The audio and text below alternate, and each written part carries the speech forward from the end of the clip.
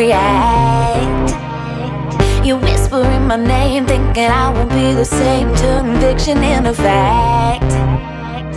See what you didn't know, bruises that'll never show, slipping on your every jab. So tighten up your fist, step into the ring with this. I hope your mama's got your back. First round, you thought you would've knocked me down. Fifth round, bleeding out the side of your mouth.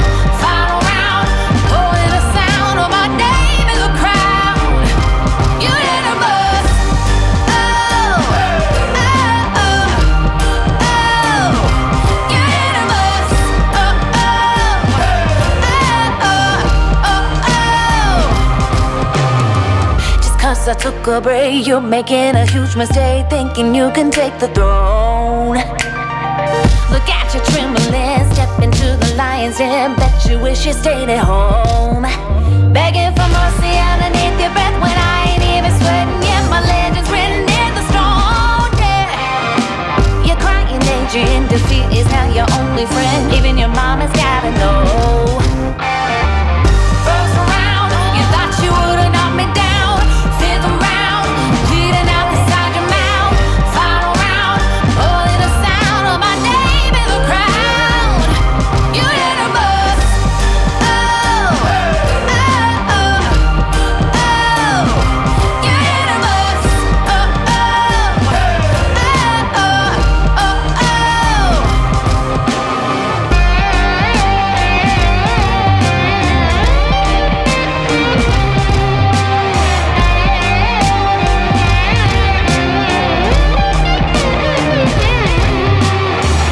First round,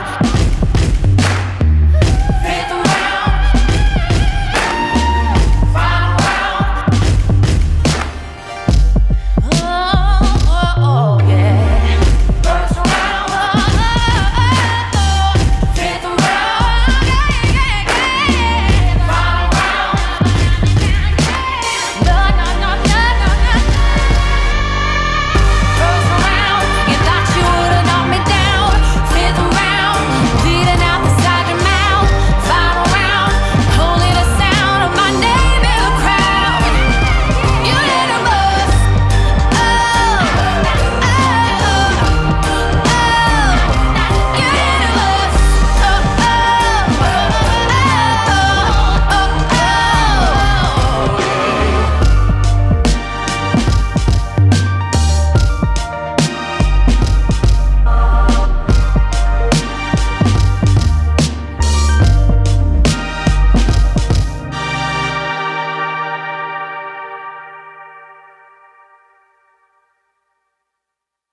Hi, this is Penn. Penn Jillette, Penn and Teller. Big guy does magic, smaller guy next to me, he does magic too. He doesn't talk that much. Anyway, I wanted to welcome you to In Time. Welcome you all to In Time with Nick. Love you all. Peace. Go get him, Nick.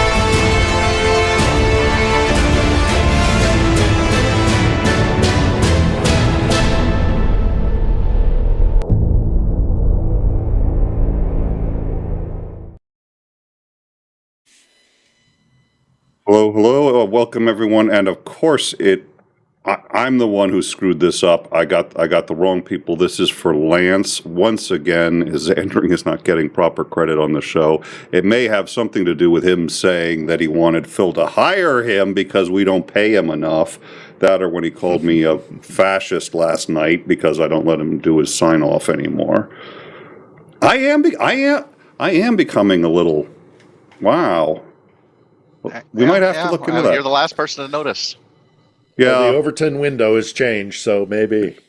Well, Yeah, I'll look into that. Let me just sort of write that down on my list of really important things to, okay, that's taken care of. Thank you all. Thank you all for joining us.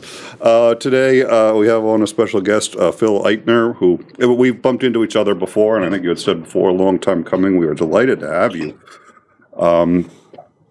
So I will say this, I have a curse, which is I've been interested in a lot of things. I think of all the things I've done, and I've run the gamut. Hosting a YouTube channel dedicated to news and to dissecting how mainstream media breaks down the news and sort of misrepresents the news has been my favorite part. But I'm learning that at the age of 50.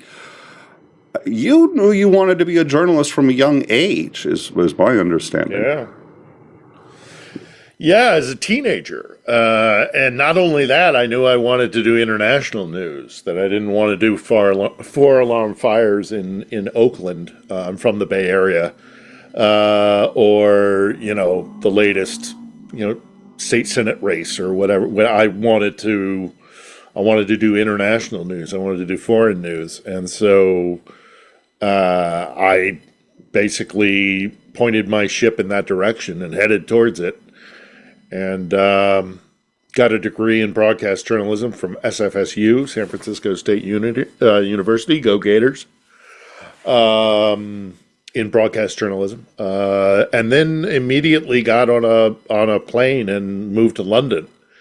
And London was and still is the hub for international news in the English-speaking world. So knocked on every door I could knock on, of every bureau I could knock on, and NBC said we got about like 12 hours of tape from a trip that we just took. We need somebody to transcribe it. Would you do it?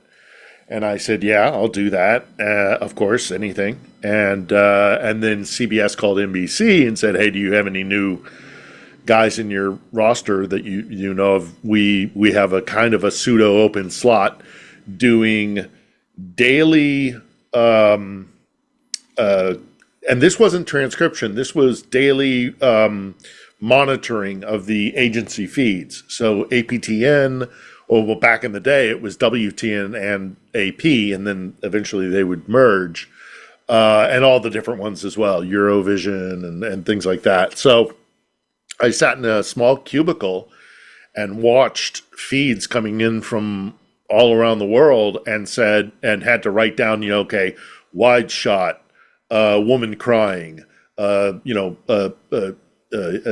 extreme close up, baby in woman's arms, long shot, crowd looking on, so that when the editor would take that, and they wanted to do a story on, during my tenure there, it was a lot about the Balkans. So I would liaise with the teams inside of, say, Bosnia or Sarajevo or wherever they were, and they would say, hey, do you have a shot? Does the agency have a shot of this? And I could go back and say, yes, there's a medium shot, there's a tight shot, and so that's what I did for about 2 years. And then I went back, and then my work visa ran out, and I returned to the States and worked in CBS Radio's newsroom as a editor, a desk editor, and I hated it. Absolutely hated it. I despised being in the belly of the beast. The politics of being inside 524 West 57th Broadcast Center was, not for me. And it just wasn't a good fit. And so the second I could get a way out, I got connected to an independent news organization that had an opening for a radio reporter in Moscow in 98. And so I moved to Moscow in 98 and started doing freelance work out of there. Gravitated back to CBS. Was there all throughout the late 90s and into the aughts. And so I saw the ruble collapse in '98. I saw, the rise of Putin. I saw the apartment bombings, which I have no doubt in my mind because I reported on them that he was behind them and he killed his own people to rise to power. I was in the underground bombing in Pushkinskaya Square in Moscow. Within minutes, because our bureau was very close to it, and then we ran there, and one of the most shocking sights I've ever seen, and it stays with me to this day. But I saw the rise of Putin. I saw Yeltsin, step down on New Year's Eve on Red Square, which was bizarre. 2000, change of the millennium, and then it's Vova. And I saw his initial moves when he came to power. Shutting down. Few people remember this, but one of the first, and this I think is an insight into Putin, one of the very first things he ever did when he ascended to the prime minister, to the premiership, is he shut down a puppet channel, a puppet show called 𝐒𝐚𝐬. It was satirical. It was very much like a Russian version. I don't know if folks have seen Spitting Image in the UK, those kind of grotesque puppets that they had that would mock the great and powerful. And of course, Putin can't be mocked. So you'd think he would have gone for a news, and indeed he did go for news agencies. I remember him immediately going after like NTV, independent television. But immediately one of the first things he did, not that Yeltsin didn't do this as well, but he really pushed the boat out and said, no more independent media. I'm going to clamp down on, and he did go after the news first, but very, very early. But like literally the first two things he did was shut down NTV and shut down 𝐒𝐚𝐬 because a puppet scared Vladimir Putin. So anyhow, then of course, sadly, 9/11 happens. And because it was, it was very difficult to get into Afghanistan from Pakistan. It was a treacherous road and long and dangerous and difficult as well. That a lot of news organizations said, no, go through the former Soviet Republic of Tajikistan, where Russia runs a base.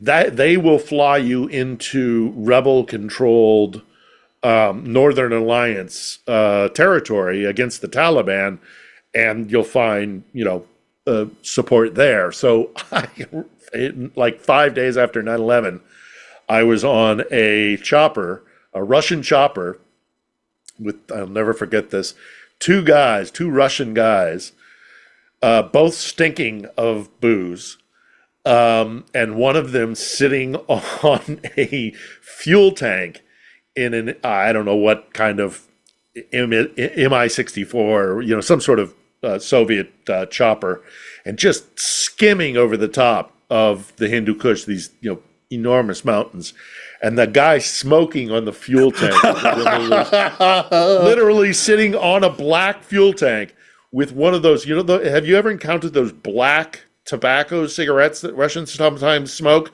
With you'd think it was a joke, but it's like this much tobacco, which is to say like maybe an inch of tobacco, and then an enormous filter, because the grade of tobacco is so disgusting that it's a thing. Anyway, so, and then the next, and then we fast forward to the Iraq War. I'm embedded as a one-man band for CBS with the 3rd Infantry Division.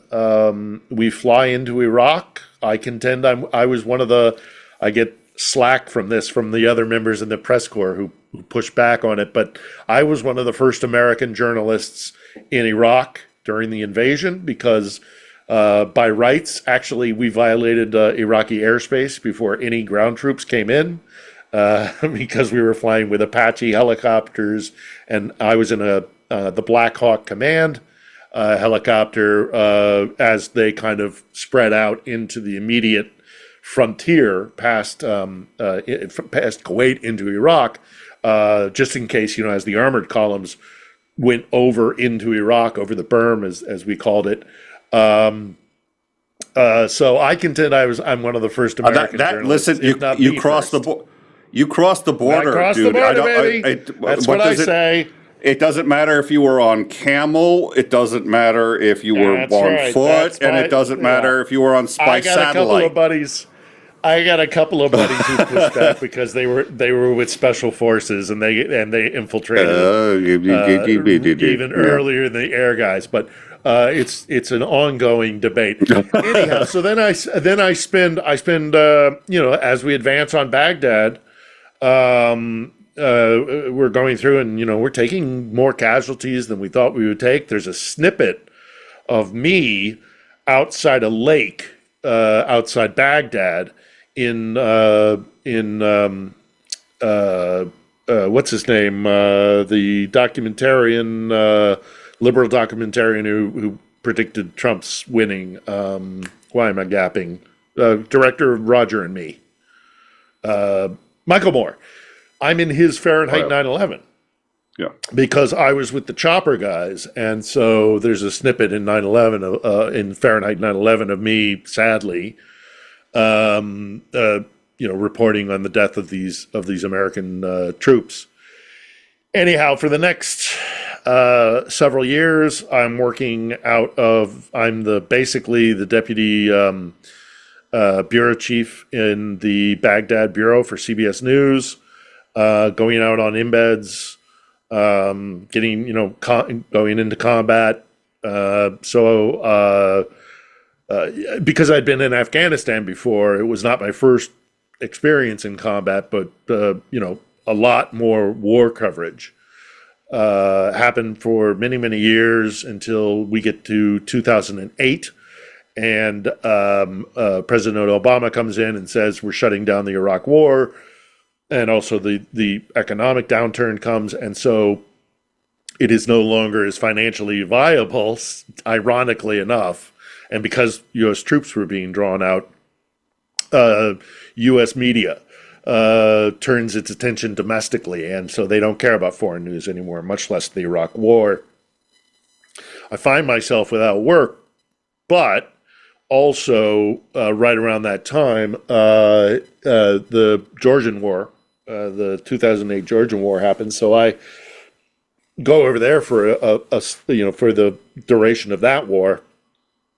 And I remember being on a mountaintop overlooking the last bridge leading into Tbilisi in 2008, and we saw with our own two eyes Georgian troops placing explosives, engineers, sappers.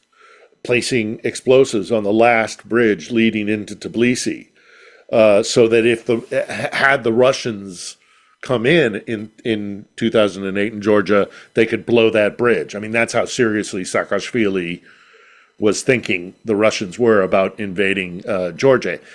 Then we go through a long period, sadly, of course, then in the aftermath of the economic collapse and the American news organizations just plummeting in their interest in international news because, again, we're in the midst of the Great Recession and there's so much happening domestically. And all the while, the industry is imploding and bureaus are being shut down and staff is being laid off and all the rest of it. I kind of claw my way back into employment as kind of a gun for hire, and worked for, you name it, CNN, NBC, ABC. I was the overnight foreign editor for Sky News for a few years, the British broadcasting organization Sky News. In the end, took a job with Fox News. Worked for Fox News for about 10 years off and on, both as a freelancer and what's called a permalance, which is just like your first guy you call when one of your staff calls in sick. So worked as a freelancer and a permalance for them for many years, and then ultimately I was offered a job. I took it. I worked for them for about 3 years. We covered a number of different things, including, like the the fall of Mosul to ISIS and the Iraqis and coalition troops regaining Mosul, then pushing ISIS back into Syria. So the Syrian civil war. I forgot to mention at a certain period in time, for about a year, I worked for Voice of America as their Kabul and their Islamabad bureau chief. But I was hoping that it was going to be different than corporate news, and better. I was hoping it would be better. It was different, but it wasn't better. It was on parity in its dysfunction with corporate news. The VOA is it's a deeply flawed organization that it was not a good fit. But I was there for the death of Osama bin Laden during that tenure was 2012, 2013, and so I was there for Abbottabad, and I was there for a number of different kind of 10-year anniversaries of the invasion. Oh, sorry, it was 2011, 2012.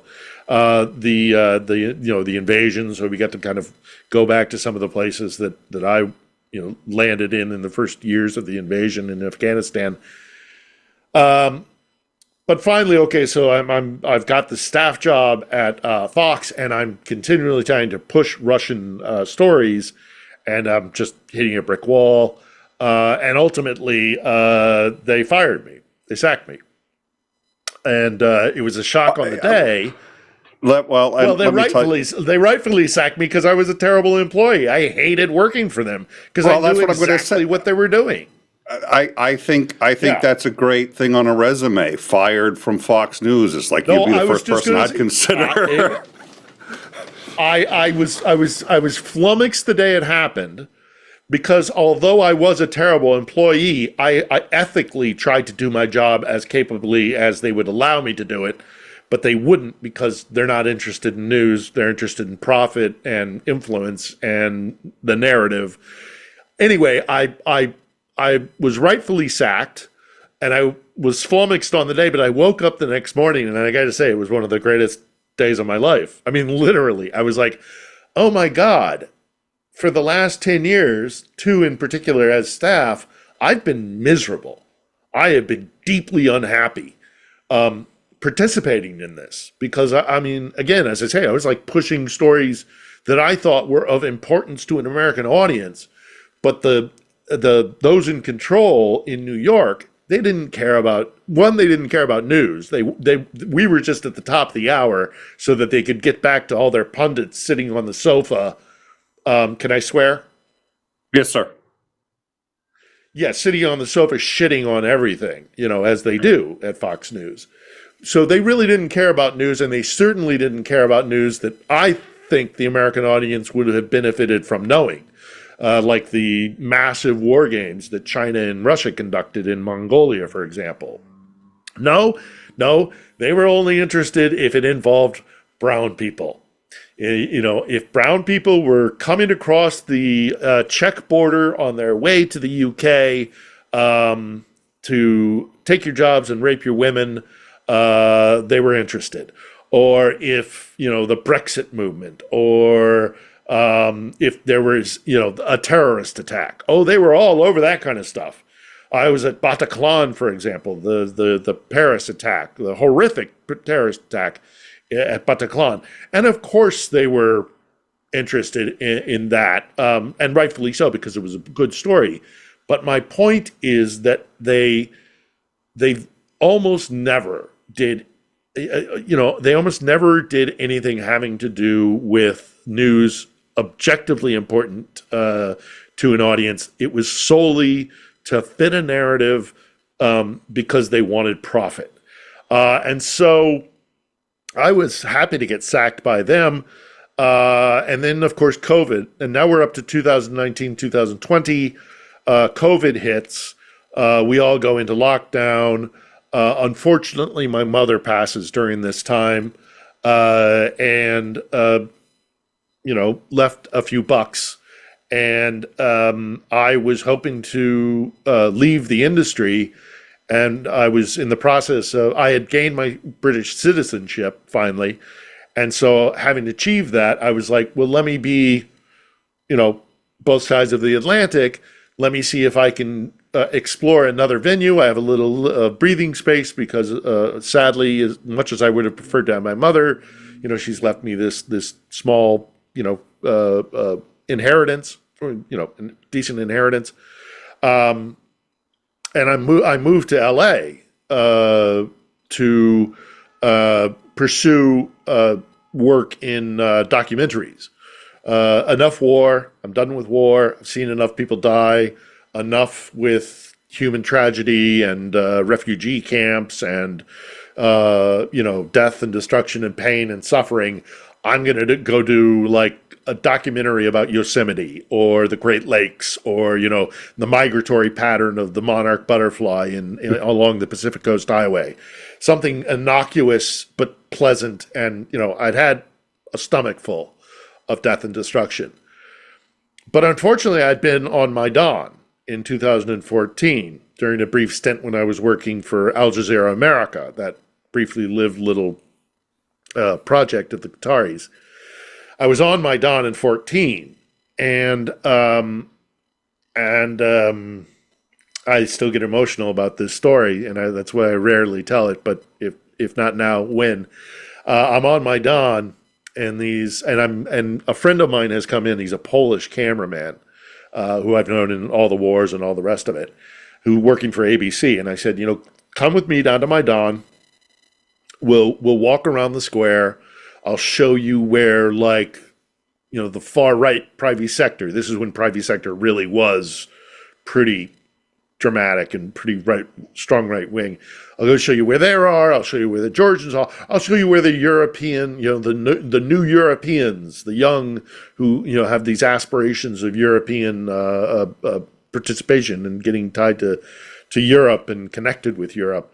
And we did that. And I took them down. There were the little old ladies handing out soup, and of course, everybody was interested in talking to foreign journalists. And so we kind of spent about 45 minutes, and we're leaving Maidan.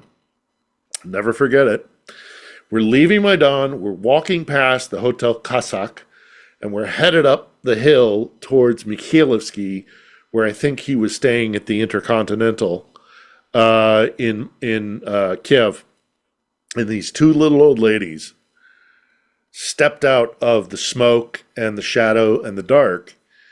And one was a tall blonde, or she had been a blonde, but her hair had gone gray. And one was a stout little babushka, or bayusia, I guess they call it here in Ukraine. Dark of hair, very stout, both babushki. Grandmothers. I mean, those of you who know Slavic culture, I mean, this is the backbone of their culture. And they come out of the shadow and the smoke, and they say to both of us, "Are you foreign journalists?"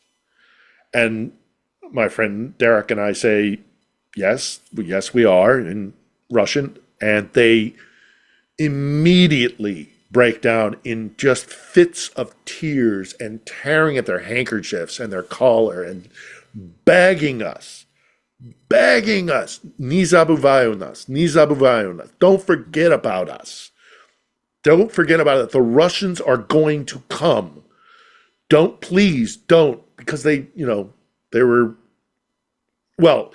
begging us. And so very emotional moment. All four of us are crying, and there's no other response to this but to say, "I promise you, I will not forget you. I will not abandon Ukraine." And so we start walking up the hill towards Mikhailivsky in silence for a while. We get about a third of the way up, and I just go, what the fuck was that? What was that? And Derek, being a Pole, stops, I think being a Pole, or just being a decent human being, stops and says, "How old do you think they were?" And I went, "I don't, they're babushki. They could be anywhere from 60 to 100. Who knows?" But, probably somewhere in their 70s, maybe their 80s. He goes, "Think about what their lives have been like." They've been living through the greater part of the 20th century in Soviet Ukraine. Think about what their lives have been like. Think about what their lives have been like in terms of what they hope for their grandchildren. And it was just like, well, shit. Okay, well, I guess I'm locked in.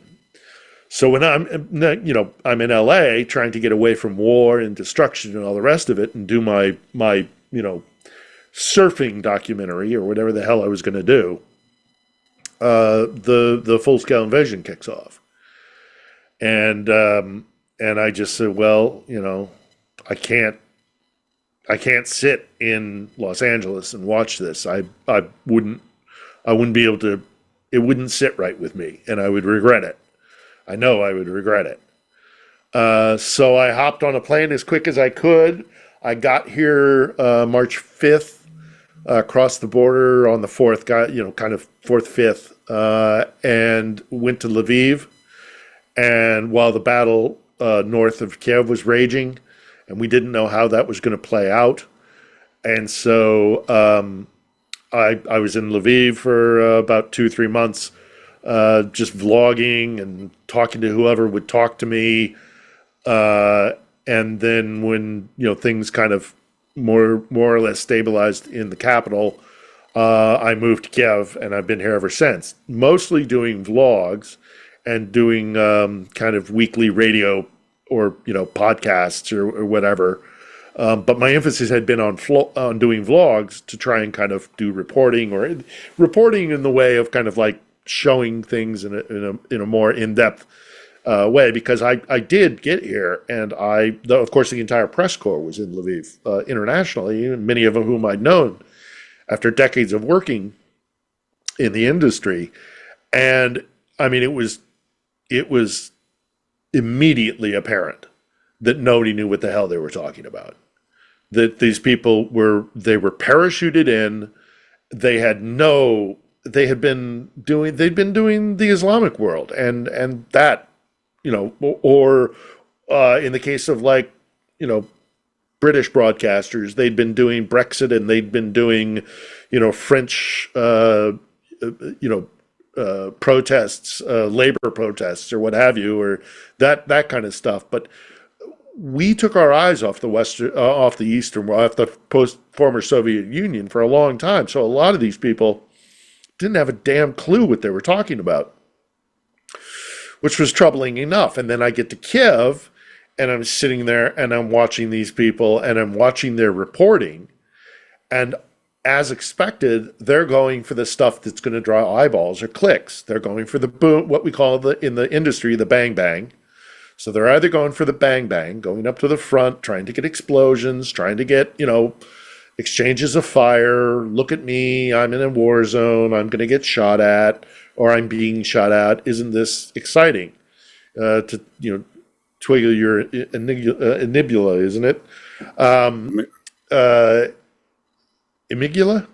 Amygdala. Anyhow, to get your adrenaline going, because gosh golly, yeah. Or to go to the hospitals or the refugee centers and go look at these poor people, and everybody gets their pathos up, and so you get your clicks and your views that way.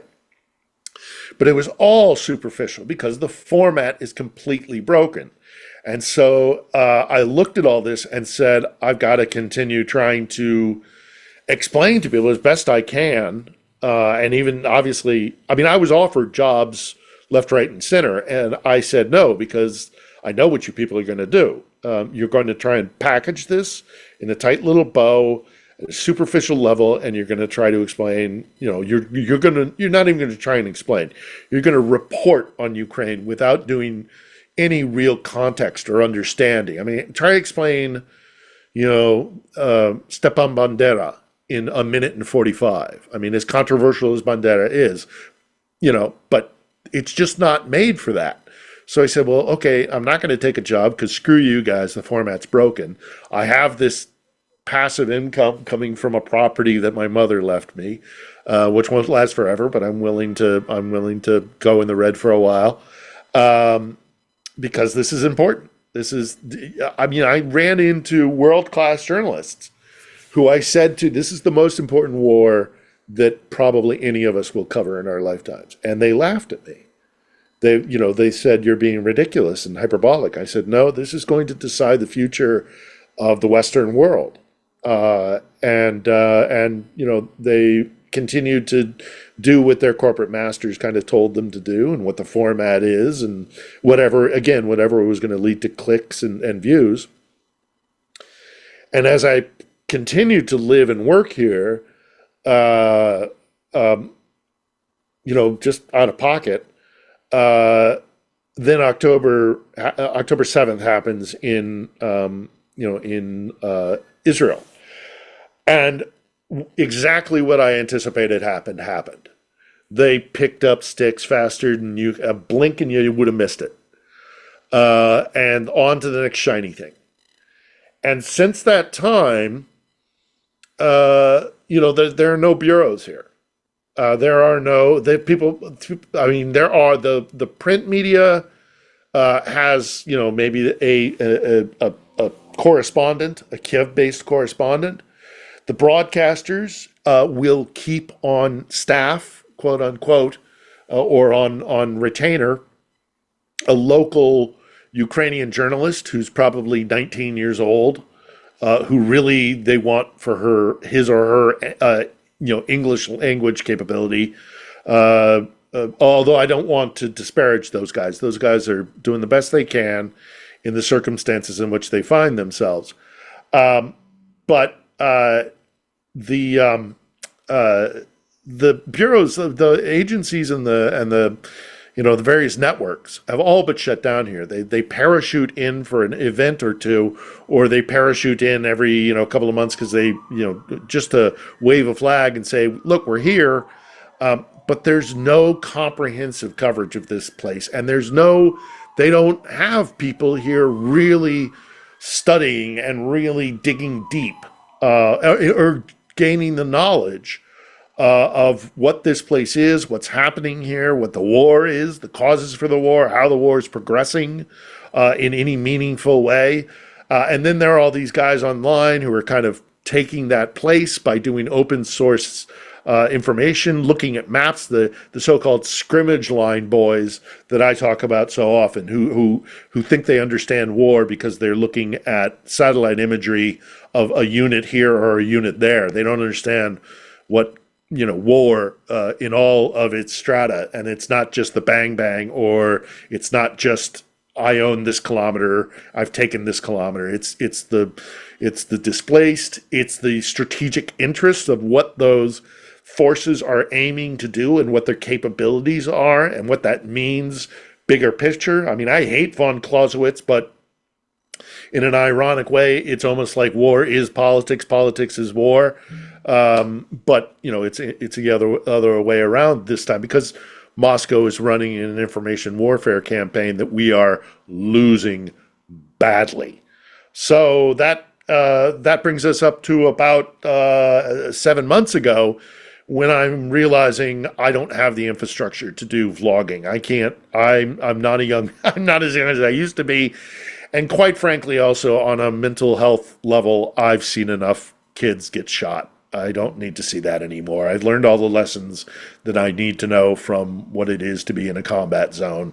And, I occasionally do go to the front to get a gauge of it, check on morale, check on the general circumstances of the area, check on the general military positions, but I have no desire to go see young men blown up. Been there, done that.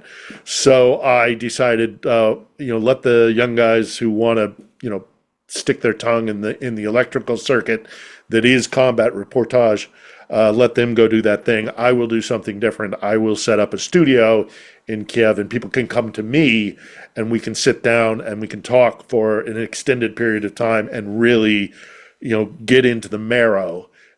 Break that open and get into the marrow of why this is happening, why it's so important, who's doing what, who's motivated by what, and the various aspects of who are these people called Ukrainians? Why is Russia trying to regain its empire? And what does that mean not only for the near abroad, whether they're Georgians or, folks in the Baltics, what does this mean in the larger context of liberal democracy versus autocracy, which, make no doubt about it, is what Putin is aiming to do, even, to the extent of,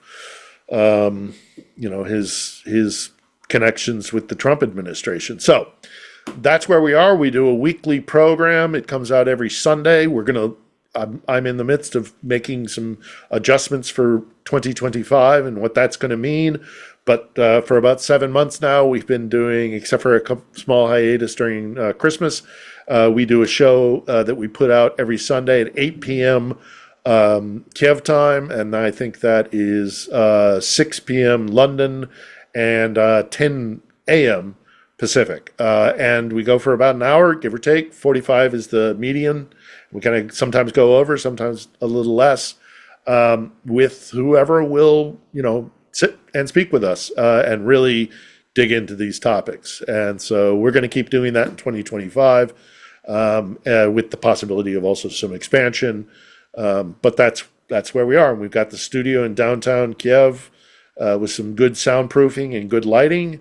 And we're gonna stick it out through this year. And hell, if it has to go longer, it'll go longer. But I made that promise on Maidan, and I don't intend to break it. That's the story. Well, that's an incredible story, and I appreciate you telling it.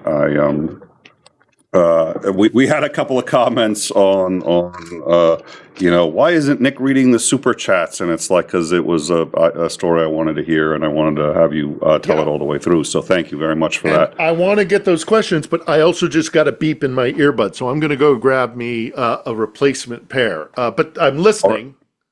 All right. Give me any questions or statements. Take me half a sec.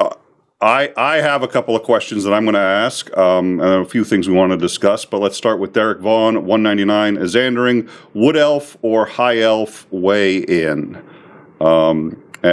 Weigh in.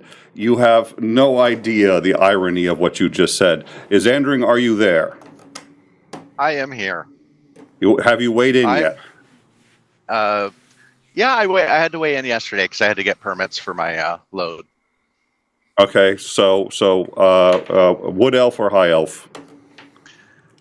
Oh, I mean, there's advantages and disadvantages to either. If we're talking about just personal preference, I'm probably going with Wood Elf because I'm a lot more naturey. All right, so Ed, if he was talking earlier, he might have to go because he was going to hit a way station. I changed my speaker. Oh, all right. Go ahead. We're not getting an echo, so we're Nope. Darren Vaughn again. I'm 199. sorry to do this to you. I'm going to reload here for 1 quick second. Oh, here we go. Oh, the professionalism. Oh my God, here we go. I'm talking smack. He probably can't even hear me. What's the point That's not the best time to do it. Yeah. I'm terribly sorry about that. It's all sorted out now. My apologies. What's the point of talking smack about the guest if he can't hear you when you're doing it? Okay, now that we've got some professionalism on the table. All right, there we go. All right, Derek Vaughn, 199. We love Phil. We do. Thank you so much for that. Canadian 699, Mr. Dawson. Nobody streams at 8 a.m., Nick. What the hell are you doing, dude? Hey, Phil. Sometimes I'll take the blame on that. I'll take the blame on that because we are. I mean, it's late here already. This is actually, in all seriousness, one of the great difficulties of doing this kind of stuff is because we're 7 hours from the East Coast, so when my day is concluding, you're just waking up, and when you're in prime time, it's 3 a.m. for me. So it's not impossible, but it and look, it always throws a wrench in everything is this time zone difference. I think we should take Trump up I'll on take his that. suggestion of just doing away with time King zones. Green. Oh, yeah, that's right. Trump wanted to do away with time zones for fuck. Yeah, that was. It wasn't time zones. It was daylight saving. Oh, he wanted get to rid of daylight savings. Well, I don't think even he would be Listen. Yeah, He yeah. doubled Stop down there for a yesterday second. on All right, Canada. I'm going to stop. He doubled down yesterday Well- on Canada being I mean, he literally brought that up again. Said that Canadians are enjoying being the 51st state. Do you realize how many problems there are with that statement? Has he ever met a Canuck? I mean, give me a break. Well, I mean, that's another place where the media has, Oh God, been absolutely lacking in there. I mean, they did. It's a very GRU move. This whole dismissive Russia thing with the kind of cadence of Marsha to kind of make it sound, frivolous and stupid. I mean, that's the Brady Bunch. Marsha, Russia. They, as I said, before my earphones died on me, they've done an excellent job in their information warfare campaign, and we have been, and we're losing that battle badly, and it's definitely important. And so we do cover that on the edge. I mean, I remember, here's another interesting story from my time in the industry was we had just come back from the terrorist attack in where was it? Was it Nice or I think it was Nice. And we were in the car on the way back from the airport to the office to drop off all of our equipment and put it in a secure safe. And the Podesta drop happened. And I remember turning to my colleagues, and mind you, these were Fox colleagues, but I turned to them and said, that's the Russians. That is the Russians. That data breach, that's them. I mean, I know their modus operandi. I've studied them for over 25 years, at the time 20, give or take. Well, no, I guess it would have been less. But anyhow, I've been studying them for ages. This is what they do.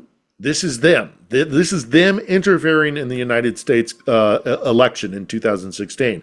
And I still stand by it. I know that I get the whole, you're wearing a tinfoil hat.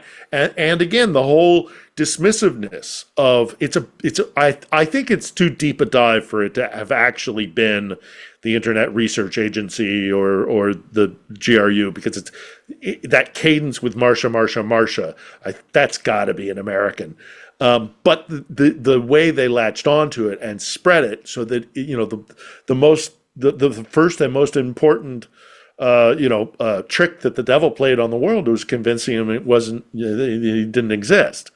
And so this dismissiveness of the Marsha thing, and of course the Mueller report being so flawed, but the American news agent can't touch it. They can't touch it. The fact that he is beholden to Putin, that he is blatantly compromised by Putin. And I know that people say to me, yeah, Phil, but he did this or he did that, or he gave the javelins only when he was forced to do so by an act of Congress. And remember, his second impeachment was rightfully impeached for what he tried to do. And I've seen people even now trying to whitewash that thing by saying, he was genuinely concerned about corruption in Ukraine. Bull. He that was him trying to anyhow. Look, the man is compromised. Yes, sir. And yes, he may occasionally do X, Y, or Z against Putin. And yes, there's the possibility of egos clashing. But at the end of the day, Putin owns him. He's got something on him. And when it's clutch, this is what I'm afraid of, is that he might do things like, we'll send 6 more Patriot batteries to Ukraine. And everybody will go, see, a compromised president belonging to the Russians would never do that. But then when there's some sort of breakthrough on one line or another, or a forced capitulation in a negotiation that is clutch, I am convinced he'll bend to Putin's will when it counts the most, because he's compromised. He's absolutely 100% compromised, and the media is doing bugger all about it. And it's, again, almost criminal negligence. I mean, certainly ethical and professional negligence. Putin is not an idiot. Putin's been doing this for a very long time. Putin has absolutely no use for for an asset that is known to be an asset. He has to let Trump off the leash to do a few things to show that he's not compromised, so that he can do all the other things that this opens up by him being compromised. Putin is not stupid. I wish he were. If he were, we would not be in this mess in the first place. Darren Vaughn, $2. Oh, yep. No, go ahead. Sorry, Ed. Yeah, I'll do these super chats and we'll get right back to it. So Darren Vaughn, $2. Nick never reads super chats. Oh, okay. Clearly that was a typo. I think what Darren Vaughn meant to say was Nick always reads super chats and in that low, sexy voice. That's what I think that meant to say. I can't speak for, but it's clearly a typo. So we appreciate the support. Thank you very much. Darren Vaughn did 4 super chats and was very patient. Thank you. 22, what is that? Swedish kroner, I think. Johnny Negregard, Kiev, not Kiev. Hello, community, Slava, Ukraine. As someone who was in Russia. All right, hold on. Here we go. Okay. Okay, this pisses me off so much. First and foremost, it is a 2-syllable word. It is not Kiev. It is Kiev. It's not Kiev. That's the Russian. All right. Now, having said that, I am not perfect pitch when it comes to the name of the capital, because we in English and in the Indo, whatever the family is that English falls under, we don't have the and I can't do it. I mean, it's back here.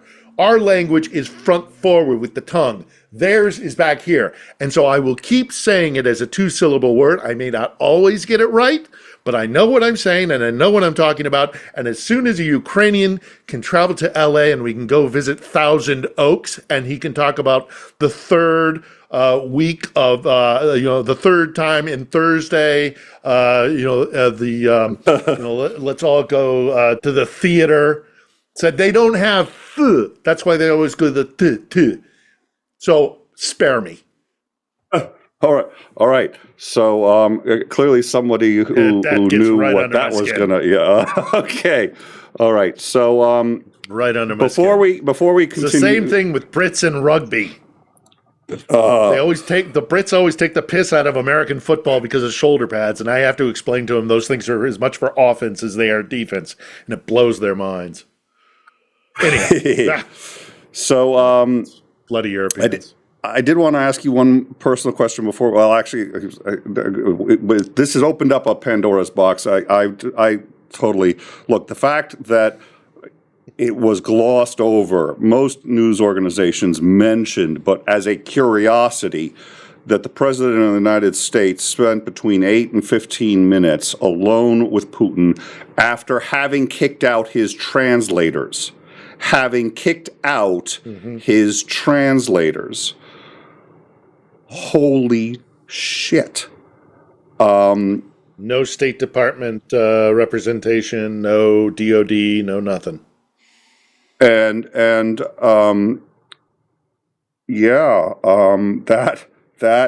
That was a wow moment. The fact that the Manafort was handing over Oppo research to 𝐒𝐚𝐦𝐚𝐫. There's a whole litany of reasons why we should be looking at this in a magnifying glass.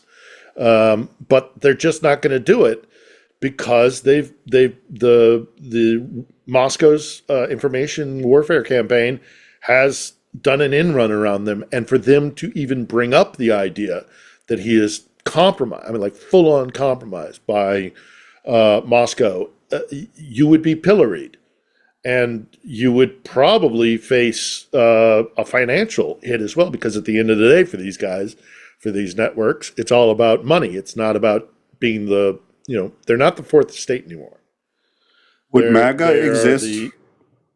Would MAGA exist if it were not for Russian interference starting, and they've been doing it prior to, but starting with the Tea Party movement, interfering as far back as 4 years prior to the Hillary v. Trump campaign? Would MAGA not exist were it not for their interference starting then? I genuinely don't think so. I think we've been under attack for a long time. And, I point to it with there's a couple of things. And let me make 3 quick points. And I know you got to do your thing with the chat and all the rest of it, but and I do tend to get on a tear when I get on my soapbox. But let me do 3 quick points about this. Firstly, I 100% think that they have been meddling in our body politic for a very, very long time. Secondly, go look up early 2016. There's I believe it was security conference in St. Petersburg. Putin's press guy, Pskov, goes around and says to the entire press corps, I wasn't there, but I have enough guys in the Moscow press corps who tell me about this. He says, everybody come with me. And he selects, the top, the cream of the crop of the Moscow press corps, the international corps, and he takes them downstairs into the venues, downstairs areas, and they go into a room, and there's flippin' Vladimir Vladimirovich Putin sitting right there, and they're all like, "Holy, okay." And so the cameras get set. AP, I think it was one agency was allowed in there. They set up a camera. And Putin directly says, and I think this is March of 16, he says directly to him, he's exasperated, and he says, I don't know what to tell you people anymore. I need you to go back to your countries and tell them that if you guys do not stop with your NATO expansion and you're putting your international ballistic, your IBM, international ballistic missile programs, the systems we were putting in, notably in Poland and Romania, which were anti-ballistic missile systems, which we said were to stop Iran if it were to get a nuke, but nobody believed that. It was obviously a way to contain Russia. So he says, if you do not go back to your people and say, if you don't stop with NATO expansion and with the ABM, anti-ballistic missile, there it is, jog my memory, then I'm going to attack you. He says this. And I mean, there are times when Putin gets blunt, you listen to him. And he says, I'm going to attack you. If you do not lay off, you do not go back to your people and tell them that you must stop with these 2 things, I'm going to attack you. And then the third and final thing that predates everything that kind of blows up with the Podesta drop and the awareness of the 2016 involvement. In 2015, Mikhail Lesin, who I saw in the rise of Putin in the late 90s in Moscow, who is essentially his spin doctor, but he's also the originator of the idea of not specifically, but like using modern communication technologies, you don't have to prove an opposite point. You just have to sow confusion, because if nobody has a steady ground on which to base their knowledge, and it worked. It got Putin into power. And so Mikhail Lesin is the originator of Russia Today. Now we know as RT, run by Margarita Simonyan. And Mikhail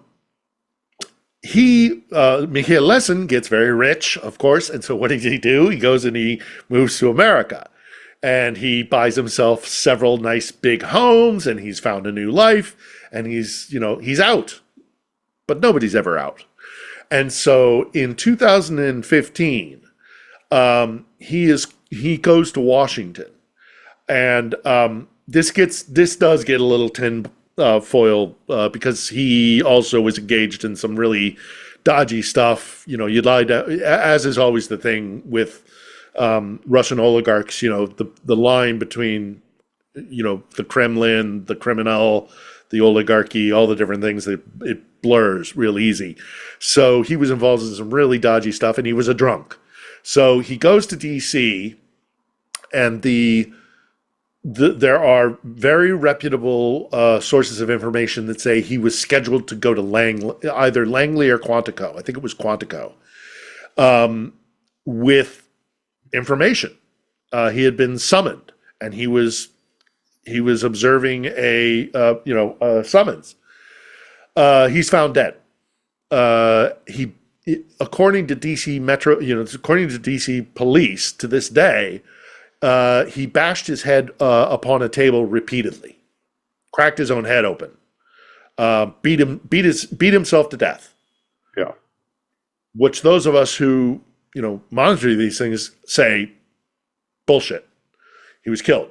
Somebody didn't want him talking to Quantico.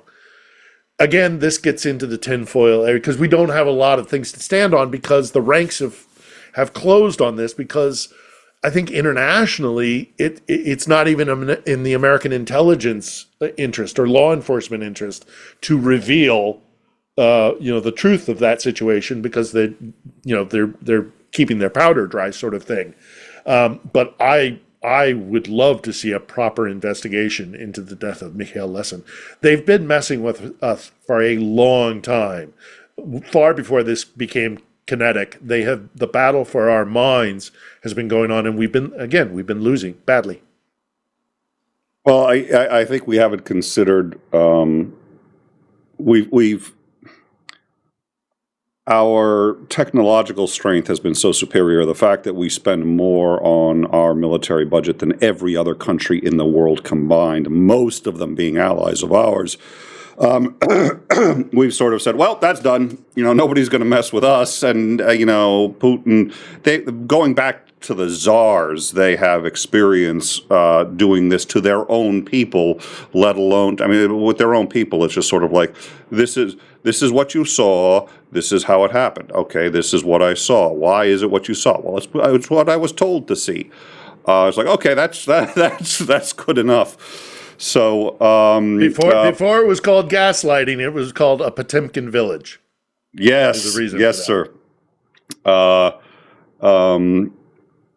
Let's see, Paul Gilbert, 2 pounds. You need to be a cunning linguist, Phil. I think referring to Kiev. I am not going to fight this battle again. Yeah, I'm not. I kind of have my hand near the mute button just in case. I love you. We really appreciate you as a guest. But all right. So I did want to ask, and I do think that I'm seeing a pattern emerge as to the young boy in his teens who wanted to be a journalist and where you are today. But let me ask, what was it that you were looking for then that you found you could not get at mainstream media and got so bad at Fox that when you left you said, okay, I am doing this on my own? What was it that was the failure that you are now seeking, at least independently on your own for now, to try to remedy? Well, it's a good question. Thanks. There are two things that were in conjunction with one another. Firstly, I wanted to see the world. I wanted to be present in the time in which I lived, to be an eyewitness to history. And I wanted that for myself. But I always considered that the responsibility, the payoff for that great privilege of being able to see the world was the responsibility that you have to then try as best you can to relay that to others. That's the job. That's the gig. That's what it's supposed to be about. I am not one of those, I'm not an avenging angel. I don't for all those journalists who are out there fighting the good fight for, I'm bringing truth to power. I'm speaking truth to power, and I'm going to bring a spotlight on the shadows of the world. That's all great and good, and I believe that there's a role for. There's not one hat that a journalist wears, but my desire was always to be the first print of history, to bear witness, and to be that first draft of history. That's what motivated me, and that's what I felt my responsibility was. And I got into network news, and I got into the news industry because, again, it is an industry meant to profit. And I realized that because it's structured on profit and not informing people and not informing the public so that we have an informed electorate, give me a minute 45 on the massacre at Srebrenica. Well, that's impossible. But what the network wants is it wants 2 or 3 stories in the A block that keep people interested enough to get to that first break where they're selling their adult diapers or their, whatever. It's all about profit. I mean, and I have a dear friend who was the bureau chief in Baghdad, and who was in many ways kind of my mentor. He was a Marine in Vietnam, and then he was sent to every combat zone in the world for about 20 years, and was, very high-ranking producer at CBS, and traveled the world with like Dan Rather and whatnot. And at one time, he's sitting in the newsroom at CBS. And the executive producer of the CBS News, at that time with Walter Cronkite, is a fastidious guy who's always there at the beginning of the meetings. And one day he's not there. And my friend tells the story that the entire staff of the evening news is becoming increasingly worried about this guy, because he never misses the start of a meeting. Is he sick? Has he been in an accident? Has something happened? Should we start calling around to the hospitals and things like this? After about 45 minutes, he walks into the newsroom, and everybody, oh, thank God, we were so worried about you. He said, well, I wasn't here because I was up at the corporate headquarters at BlackRock. I got good news and I got bad news. Which one do you want first? And they're, well, we've been so anxious for you to come back. And we said, we've been on pins and needles. Give us the good news. We'll be alleviated. He said, okay, the good news is that for the first time in its history, CBS News Division, because of a little program called 60 Minutes, has won in the ratings and is turning a profit. And everybody goes, oh, well, that's fantastic news. That's great. How well done 60 Minutes. Isn't that great? News is on people's minds. What's the bad news? He says, for the first time in its history, CBS News Division has turned a profit because of a little program called 60 Minutes. And they're going to want it every week. They're going to want profit. They want ratings now. It is no longer a service. You used to get a license from the FCC, all the things in the fairness doctrine which we have lost. But you used to, part of your responsibility as a broadcaster, because the airwaves in America under our system of laws is owned by the people. It is licensed by the government, but it is seen as if it is a natural reserve. It is the people's airwaves. The Brits look at this very differently, and lots of countries look at this very differently. But as Americans, we used to look at it as that it was the public ownership of the airwaves, licensed through the government to corporations, and part of the responsibility the corporations had to maintain their licensing was coverage, was news, delivering news, and fairly and without bias and all sorts of stuff. Well, that's all gone. That's all gone. Now it's just money. It's just money. But, if they're, for better or worse, that model doesn't work anymore, because everybody with one of these, is a journalist now, presumably. I have issue with that as well. I don't think new media. I think we got some work to do there as well, especially guys who go out in the field, and what new media is becoming. But old media, the networks, they're like the Brontosaurus in the sense that they're dead already. It's just the signal hasn't gone from the tail to the brain yet. And the executives and the middle managers and the corporate masters are going to be the last to go. Okay, they're going to be the ones that turn out the light. The guys at the tip of the spear, the guys that come and try and cover the news, I don't blame them necessarily at all. Some I do, but those guys are going to disappear increasingly, and they'll just rely on agency pictures. And some guy in a booth in London or in New York will sit there with a microphone. I mean, this is already happening. This happened 10 years ago. And they'll just wrap it from there, because why bother? We'll just have two guys we'll have,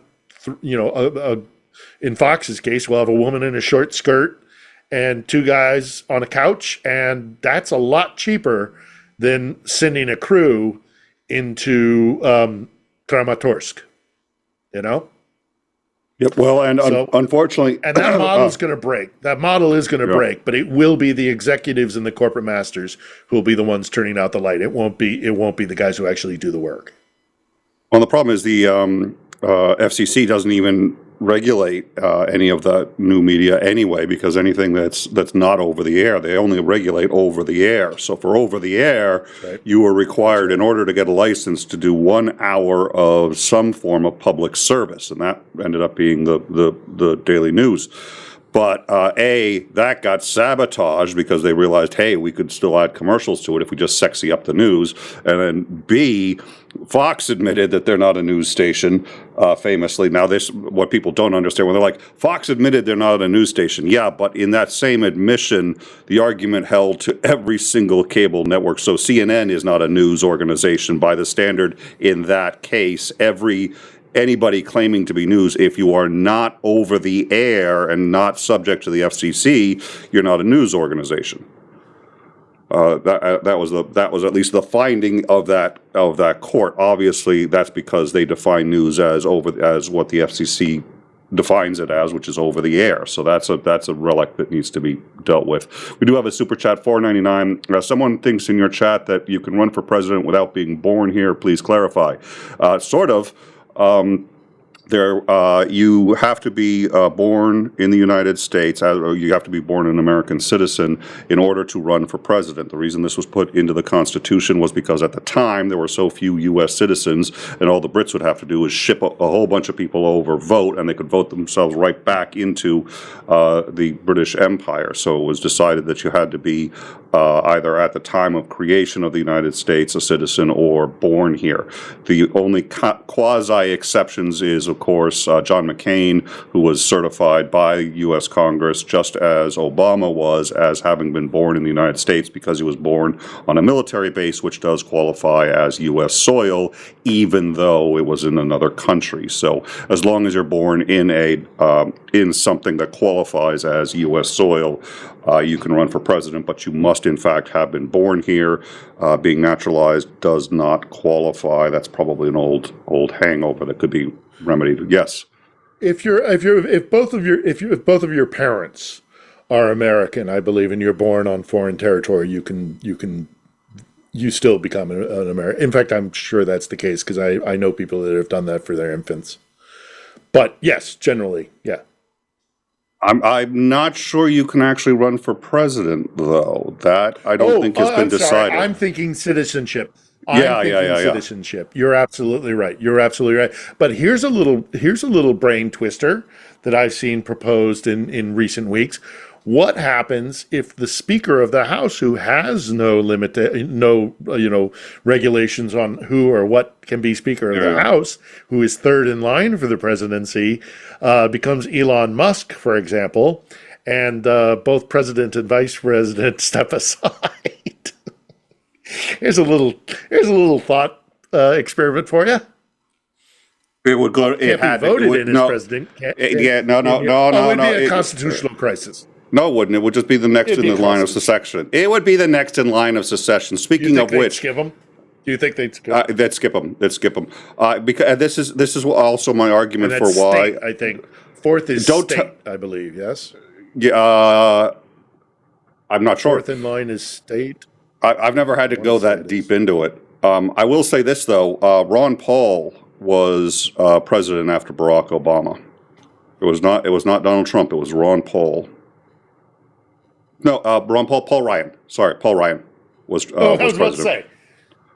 Yeah, Paul Ryan was president because, and this was later confirmed by the CIA. I don't know why Obama didn't have the balls to do this, but Obama should have admitted that, especially when you consider just the districts in which Hillary lost and where she lost by enough to change the Electoral College vote, the tampering by Russia was sufficient to have caused a flip. The problem is Obama cannot, even if it's the right thing to do, cannot take what appears to be a victory for his opponent and say, no, there was cheating involved. I'm going to hand it to my party. So he cannot hand it to Hillary, but he can't give it to Trump either because there was cheating sufficient for him to win. Ergo, there was no legitimately elected president. Ergo, on I think it was January 16th of that year, the Speaker of the House, Paul Ryan, became president. Fascinating. Okay. All right. We'll do this like badminton. You've hit the shuttlecock back in my direction. I'll bounce it back with this little story.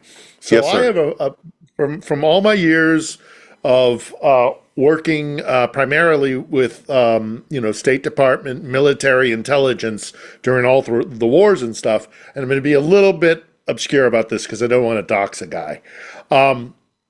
I have a contact in the U.S. intelligence community, a very solid contact in the U.S. intelligence community that I met in Baghdad. We became very good friends, and It's not Baghdad Bob, is it? Is it Baghdad no. Bob? He was one of ours. He was one of ours. He was one of ours. Okay. And following the 2016 election, he visits.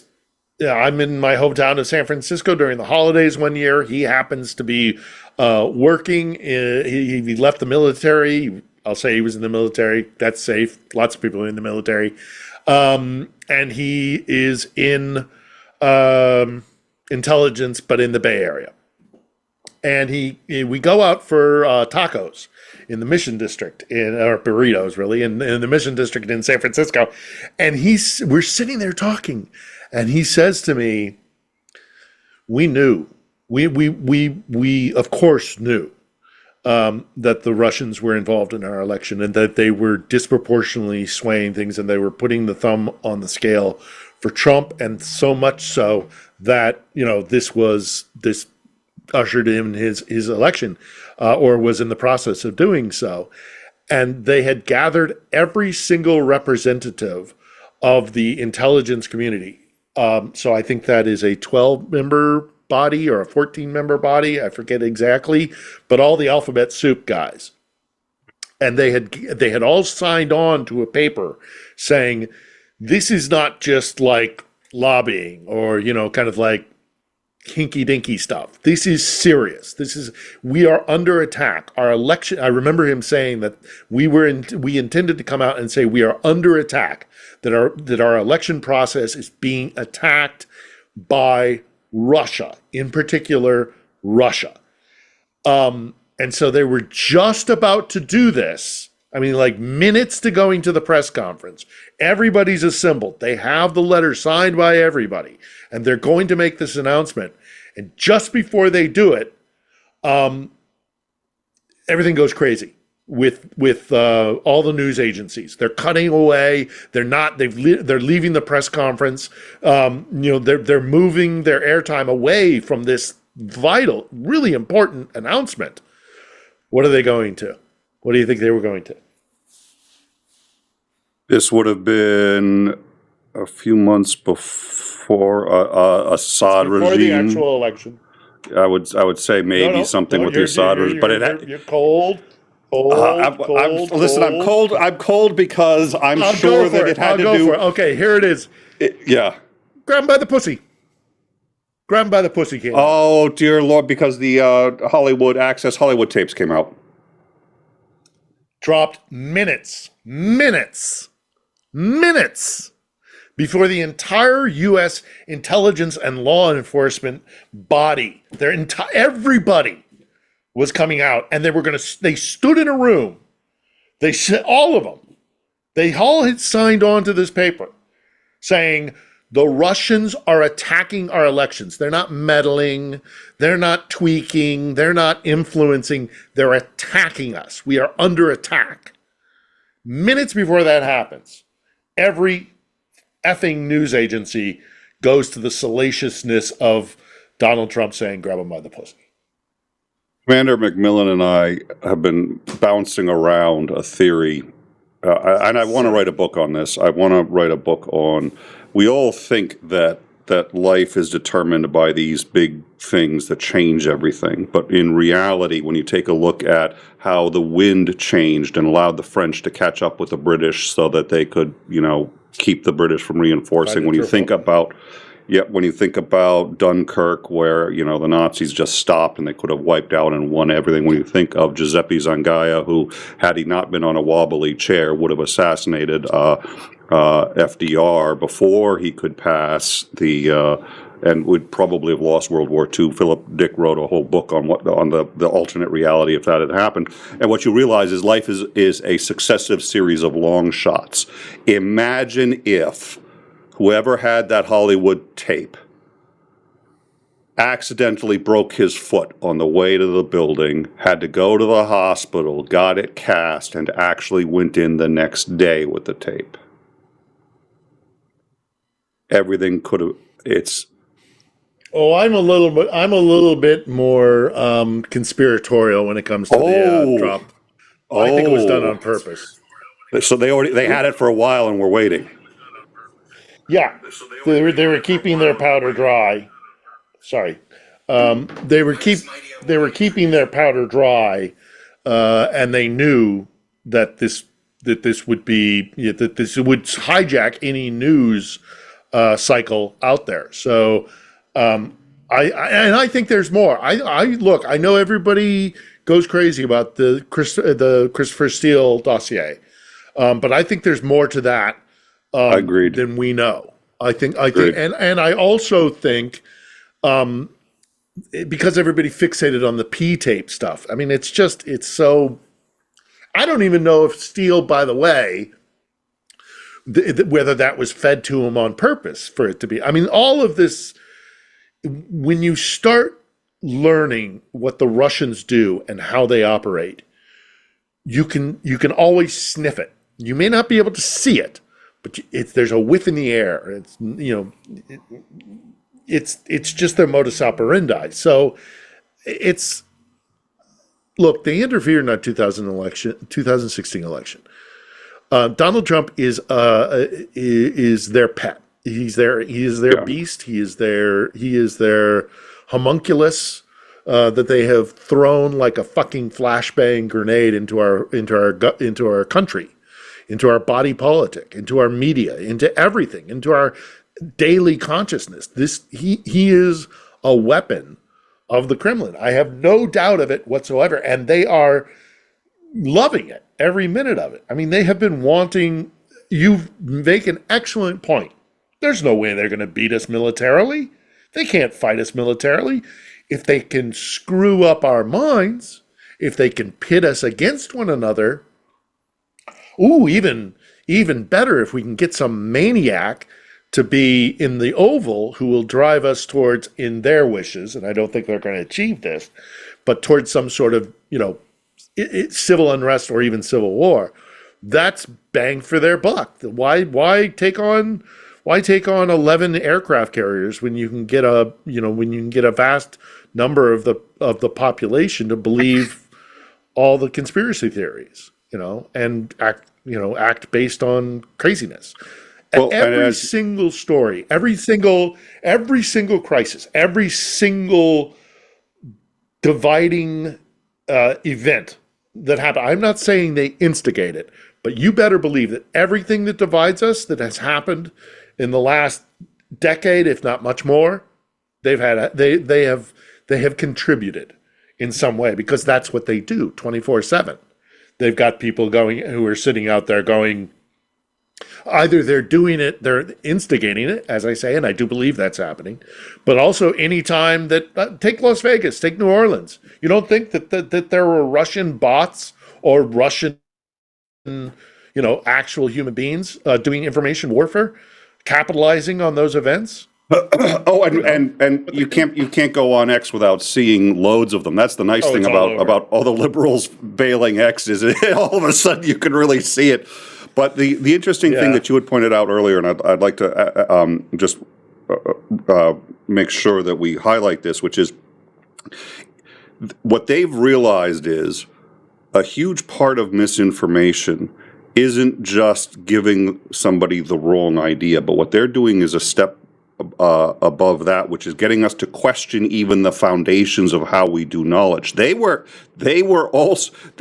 also helped Hillary Clinton. I noticed how you had framed this earlier. They were disproportionately helping Trump. They would rather he win.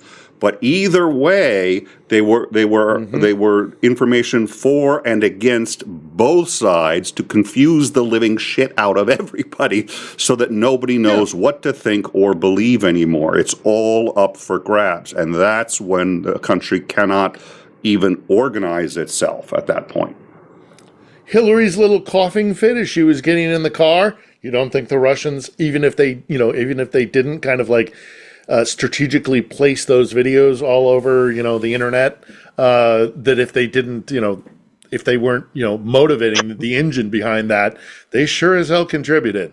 It's what they do. They want divide. It's always divide and conquer with the Russians. Always, always, always. They're doing it here in Ukraine. They've done it for years. The reason why I'm able to point it out, especially the information warfare stuff, the story I relay of the Podesta drop and saying, knowing immediately that's the Russians, and my colleagues going, you see Russian spies behind every tree, Phil, just because you spent some time in Moscow and speak Russian. I'm like, no, that's their technique. That's their technique. Because I saw it in their near abroad. They never do it straight out the gate with Western powers, in particular America. They always field test it in their near abroad. And we saw it in Estonia. We were seeing this kind of behavior in Georgia, obviously here in Ukraine, and domestically within Russia.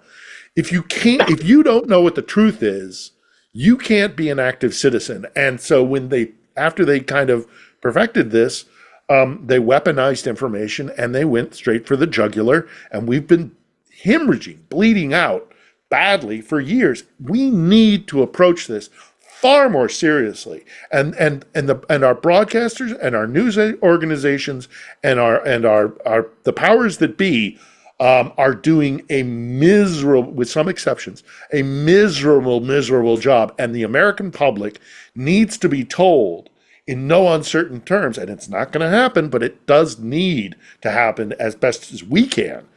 You're under attack. We're under attack. We are in an information war. It's already started. It's been going on for a very long time, and it's not abstract. It's real, and there's a body count.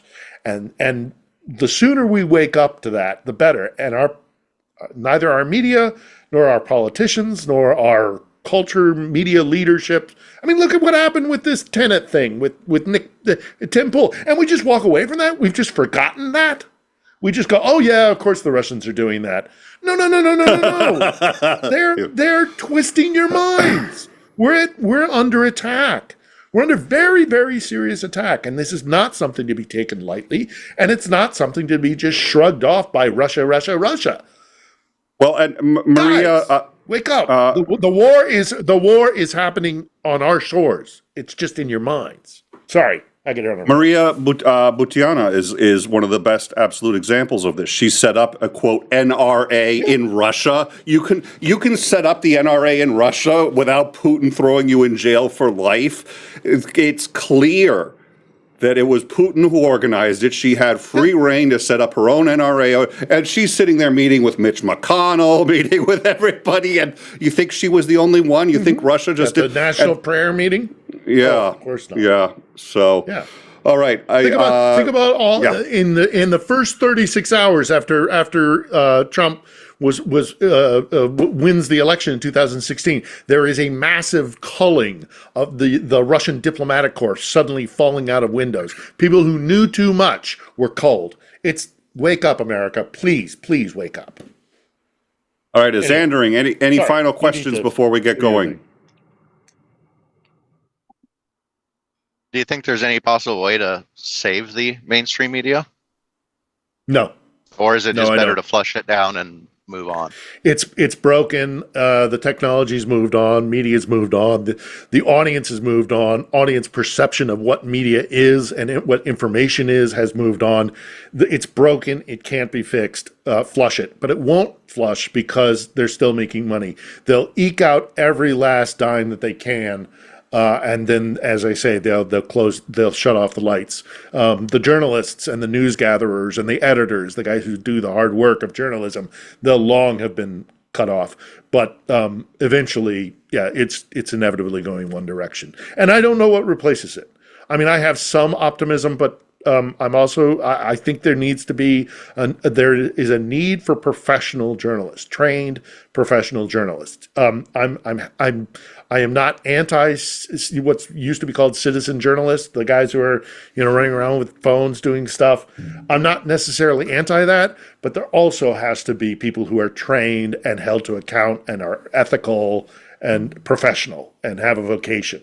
So no, sadly I don't think media will survive, but a new form of media will come out. But it's precarious because it's easily manipulated and if you don't have editors and producers that you're answerable to, you can put anything on the internet. So you have the Tim Pools, you have the Benny Johnsons, you have the whoever else is out there in the media space, and you have the GRU. So it's precarious.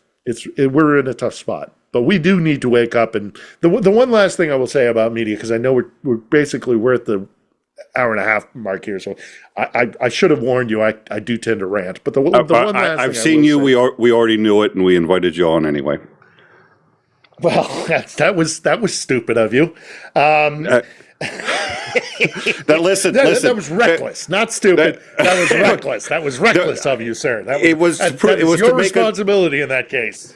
No, it was actually the only reason you're here. I have to be honest now. I have no interest in anything you just said. There's a bet between my head mod and I as to whether any living human being can speak more than I can. I just won the bet. Please finish your statement. So, just a quick story that exemplifies the problem that I think we have with media, and especially in media literacy in the United States of America. One year when I came back from the Iraq War on a break, I came into my best friend's house, and he'd married this lovely woman, and this woman was a particular fan of one of these things like The Bachelorette or The Bachelor or something like that, and she was having a viewing party, and not to be sexist, but it's just a fact. All these women were sitting around with glasses of white wine and cocktails talking about, oh, she should be with him, and oh, he should be with her. And first off, I hate these kind of shows. So, but anyhow, they're sitting around, they're doing all this. And being a professional in broadcasting, I go, you do know they're surrounded by, and it's a particularly intimate moment. They're like, I'm going to give you this flower. And they're crying, and oh, how lovely, how beautiful. Look at that. Look at the intimacy. Look at the human connection. And I go, there are 9 people with cameras and microphones and all surrounding them. And they turned around and they looked at me as if I had individually gone around putting flies in each of one of their chablis. They were furious at me for bursting that bubble because they don't understand that media and consuming information from a media source is by its very definition manipulated by human beings. You cannot, unless you are physically there to be an eyewitness to an event. And even then, I mean, this is the old Akira Kurosawa, movie, I think it's Kakamushu effect, where every perception and understanding of reality is hard enough in person. But then when you start adding things like cameras and microphones and even the written word, you are trying to convey reality to somebody who is not in their reality. So it's, I guess it's still the old cave, question. Can you really perceive a reality unless you are the one perceiving it? And even then, do you know what you're perceiving? So we need to be more media literate in America, certainly, and we need to do it right quick because the Russians know this and they capitalize on it. So what do you think would be a good way to try and increase media literacy? I mean, it seems a lot of people are very entrenched in their particular talking heads. I mean, what kind of strategies could we try to pursue to raise that media literacy in the U.S.? Well, I think we need to have people who are professionally trained journalists, performing ethically and within their vocation. But more than that, I think it's, sadly, this is the thing that people don't like to hear when I talk about this, is you have some responsibility as a consumer of information. If you want to be properly informed so that you can make informed decisions, which will affect your life in a grander scheme, you got to do the footwork. You got to read beyond the headlines, read beyond the first, second, or third graph of an article. Get your sources from reliable and dependable and hopefully objective, as best as anyone can be, news sources, but a multitude of them if you can. And the problem is people just don't have time. Most people don't have time. But if you want to be a consumer of information so that you can make informed decisions, don't rely on one source, and always. Here's just a guideline. It's not the only thing that will be better, will make things better. If you read something and you get a very powerful emotional response immediately from whatever it is, go check another source. Go read another headline. Everybody is doing this now. It's not just limited to those who would seek to destroy Western liberal democracy, but everybody's doing it. It's the clickbait thing. It's the monetization of information. But if you that is a big blinking red light of warning. If you read a headline and you go, "Oh my God, that means this," or "Oh, I'm terrified." Read, check it out, double check it. Something seems, fishy. Pick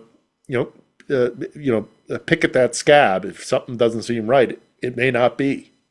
But we are almost cast adrift because information's everywhere. So it's really difficult. It's really difficult. And our press corps, sadly, not because of the individual journalists, a vast majority of whom are trying to do the best they can in the circumstances, but the guys who have the money, the guys who seek to gain profit from information warfare or the news biz, to hell with those guys. And the sooner we can, get away from that model, the better.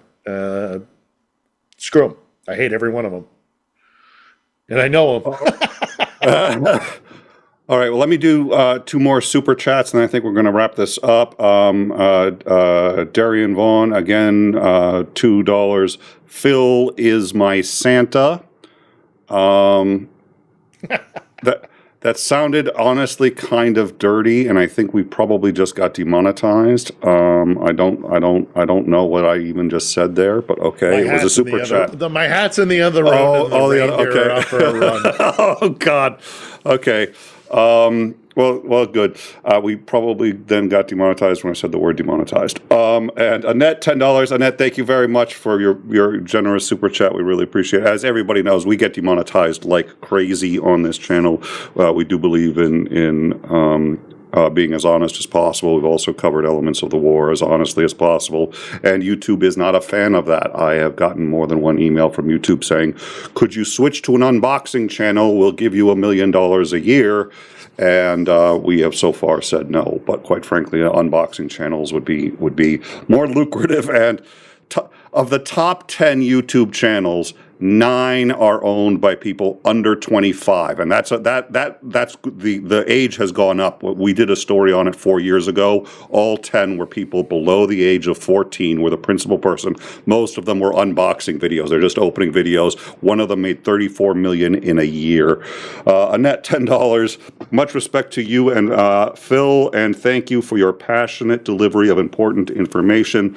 Thank you, Nick, for having Phil as a guest. We've been wanting to do this for a while, so we're very glad to have him, and we are definitely going to be inviting him back. So thank you very much, Phil. Any final thoughts, Xandering, before we go? No, just the fact that be aware, folks. And if you're already here, listening to this, I think probably you're 1 foot down that path anyway. But spread it to your friends and the family. This is no joke, and the war is not limited to Ukraine. The war that is happening inside your mind, the information war, is having devastating effects on our country, and we need to be self-aware that this war isn't limited to kinetic tactics. That the psychological information warfare is happening, and we're losing. We're losing bad.